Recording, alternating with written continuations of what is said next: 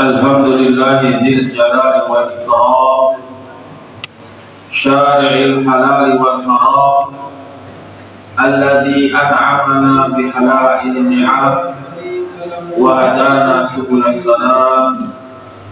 أشهد أن لا إله إلا الله وحده لا شريك له الذي جعل صلاة الجمعة من شعائر الإسلام. وأشهد أن محمدا عبده ورسوله ذو الخلق الكرام.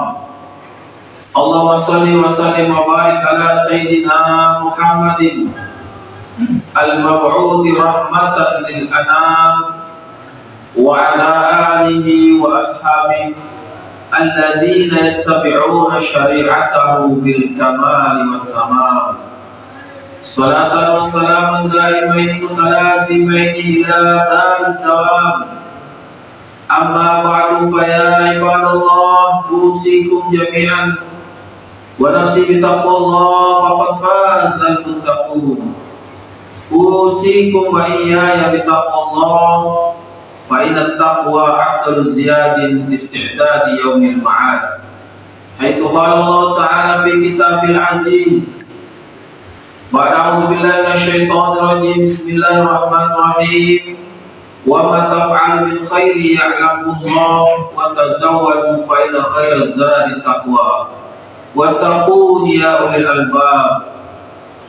وقال نبينا محمد صلى الله عليه وسلم ليتزوج العبد من دنياه لآخرته ومن حياته لموته ومن شبابه لهرمه فإن الدنيا خلقت لكم وأنتم خلقتم للآخرة أو كما جاء في الحديث أو كما قال رسول الله صلى الله عليه وسلم. Hadirin ma'asyiral muslimin wa zumratal mu'minin sidang Jumat yang dirahmati Allah Subhanahu wa taala. Mari kita sama-sama menambah syukur kita kepada Allah Subhanahu wa taala atas segala limpahan nikmat yang telah Allah karuniakan kepada kita. Dan pada saat ini walaupun di tengah rintikan hujan, Allah Subhanahu wa taala berikan kita kekuatan dan kemudahan untuk sama-sama hadir di masjidnya Allah dalam rangka menunaikan kewajiban kita sebagai hamba Allah melaksanakan salat Jumat secara berjamaah. Salawat dan salam marilah juga kita sampaikan dan kita haturkan pada manusia yang paling agung, tuntunan kita semua, baginda Rasul Nabi Mustafa Sayyidina Muhammad Sallallahu Alaihi Wasallam. Semoga tercurah selamanya juga kepada keluarga beliau, kepada para sahabatnya, dan kepada seluruh umatnya termasuk kita semua yang mengharapkan syafaatul uzma dari tangan beliau pada yaumil kiamat kelak. Selanjutnya mengawali khutbah dalam kesempatan rangkaian ibadah salat Jumat. Dalam kesempatan kali ini khatib menyampaikan wasiat takwa. Marilah kita tetap berupaya dan berusaha untuk senantiasa menghadirkan keimanan dan ketakwaan dalam kehidupan kita. Dan perlu kita ingat bahwa takwa adalah sebaik-baik bekal menuju perjumpaan Allah Subhanahu wa taala. Maka sebelum kita meninggalkan dunia ini berjumpa dengan Allah, persiapkan diri kita untuk menjadi orang yang betul-betul bertakwa kepada Allah Subhanahu wa taala. Hadirin ma'asyiral muslimin wa zumratal mu'minin sidang Jumat yang berbahagia.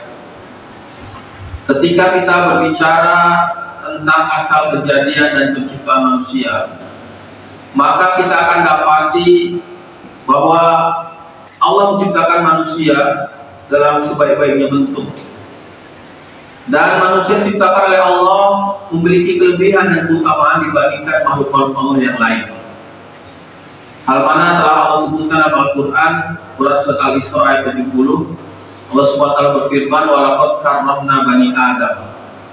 Dan sungguh kami telah muliakan, kami telah tinggikan kedudukan Bani Adam, keturunan Adam yaitu manusia.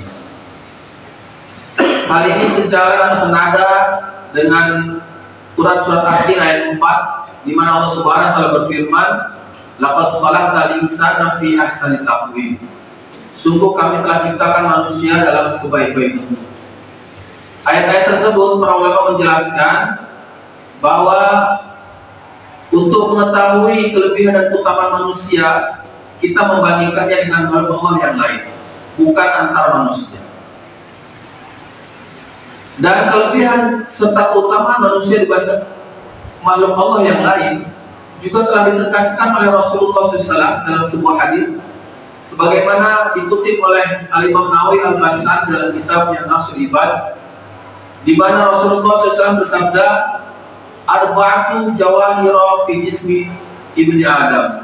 Ada 4 mutiara, ada 4 permata dalam diri manusia, yang mana keempat hal tersebut ada sesuatu yang tak ternilai harganya, sesuatu yang harus dijaga, harus dipelihara oleh setiap manusia, karena itu merupakan mutiara. Namun demikian, dalam hadis tersebut pun Rasulullah menyebutkan yuziluha arba'atu asya. Keempat mutiara dalam diri manusia tersebut akan hilang disebabkan oleh 4 hal. Fa'amal jawahir. Kemudian Rasulullah SAW bersabda, adapun permata-permata tersebut, yang pertama adalah al-aqlu, akal. Akal yang ada dalam diri manusia itu merupakan sesuatu yang berharga, yang mana Allah tidak berikan kepada makhluk-makhluk yang lain kecuali malaikat. Dengan akal, maka setiap manusia akan diberikan kemampuan untuk membedakan mana yang baik, mana yang buruk, mana yang benar dan mana yang salah, mana yang hak, mana yang batil. Dan syariat Islam menetapkan akal sebagai salah satu syarat menjalankan ibadah, di mana ketika seseorang kehilangan akal, maka kewajiban melaksanakan ibadah akan hilang dari dirinya. Artinya dia tidak punya kewajiban melaksanakan ibadah. Contohnya sholat hanya berlaku bagi orang yang berakal. Puasa demikian juga. Akal yang diberikan oleh Allah Subhanahu wa Ta'ala pada diri manusia harus dijaga, karena ketika seseorang kehilangan akal, maka dia tidak akan mempunyai kemampuan untuk membedakan mana yang hak, mana yang batil, mana yang benar, mana yang salah, mana yang baik, mana yang buruk. Rasulullah mengingatkan, wal ghadabu yuzilul aqla. Marah itu akan menyebabkan hilangnya akal. Oleh karena itu, seringkali Rasulullah SAW memberikan nasihat agar kita jangan selalu marah.